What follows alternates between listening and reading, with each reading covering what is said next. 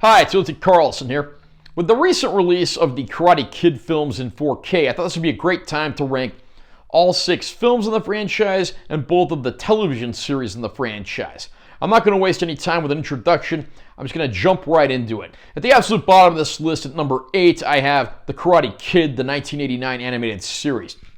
This is your typical, generic, cheaply made cartoon of the era. Daniel LaRusso looks and sounds nothing like his film counterpart, and they go on these generic basic adventures, and of course you have the Deus Ex Machina that you have in every cartoon where everything's back to normal at the end of each episode. You can pretty much watch them in any order as a result. Not a great cartoon by any means. It's good, cheesy, retro fun, but not much more than that.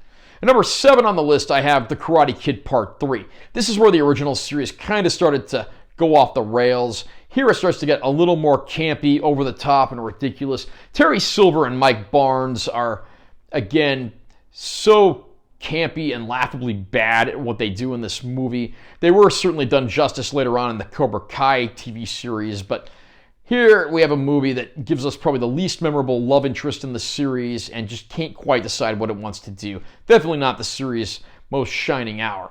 Number 6 on the list, I have The Next Karate Kid. This time around, Daniel LaRusso's not back, but we have Julie Pierce portrayed by a pre-$1 million baby, Hilary Swank, and she actually does a pretty good job as a teenager who's broken following the deaths of her parents and who learns more about life and karate from Mr. Miyagi and becomes a better person. Unfortunately, like the previous films, the enemies, in this case an ROTC-style group led by Michael Ironside, do tend to feel a little ridiculous and over the top. Ironside's a great actor, but again, there's only so much you can do when you have a script that's not the best.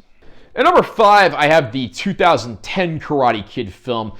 This was a remake starring Jaden Smith and, of course, also Jackie Chan. It's pretty much a plot point by plot point remake of the original film. Everyone that was in the original movie has a counterpart character here. Every major plot point has a counterpoint here. It's actually very well made, and everyone does make a great effort. The production values are top notch. The problem is it just doesn't really have any original ideas to speak of, and it never really thinks outside the box too much. That said, again, it is pretty well made. At number 4, I have Karate Kid Legends. This movie brings back Jackie Chan as Mr. Han and introduces a young new protagonist. It even brings back Ralph Macchio to play Daniel LaRusso again.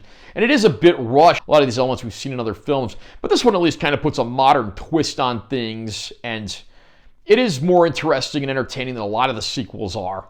It has problems, including its rushed pacing and far too short runtime that lacks breathing room, but I have to say, overall, I do think this is a decent film despite its flaws. At number 3, I have The Karate Kid Part 2. This movie actually benefits from focusing more on Mr. Miyagi's backstory and taking the story back to Okinawa, where he came from. And this actually really works to the series' advantage, further expanding the lore and actually giving us a pretty decent storyline as well. Daniel, of course, gets a new rival and a new love interest, and everything for the most part comes together pretty nicely. Not a perfect film, but easily the best of the sequels. At number 2 on this list, I have the Cobra Kai TV series. This ultimately ended up running for 6 seasons, and I thought this was going to be sort of a campy, cheesy cash-in on the old movie, but it actually spans this world in ways that I never would have imagined. I mean, you have Daniel LaRusso as an adult who owns a car dealership and has become successful. Johnny Lawrence downtrodden, down on his luck, trying to rebuild his life. And you have all kinds of characters from the old films that re-enter the atmosphere. But then you also get a ton of new characters as well, including a whole new generation of people practicing martial arts. So many plot points here, and it's actually much deeper, and despite Pat Morita's death, it even goes into Mr. Miyagi's backstory quite well, giving us some shocking revelations that, again, really flesh out this universe. Cobra Kai is a much better series than I would have expected it to be. But number 1 on this list, of course, what else could it possibly be? The Karate Kid, the original 1984 film. The one that introduced the world to Mr. Miyagi, one of the most iconic of all fictional characters, and his friendship with Daniel LaRusso is certainly one of the most legendary in cinema. So many great, classic, quotable lines, so many memorable scenes. The Karate Kid is a cinema classic for the ages. Very much an old-fashioned story, but done so well that even 40 plus years after its release, it's still renowned as a classic and still loved around the world by so many. How about you? Do you agree with my list?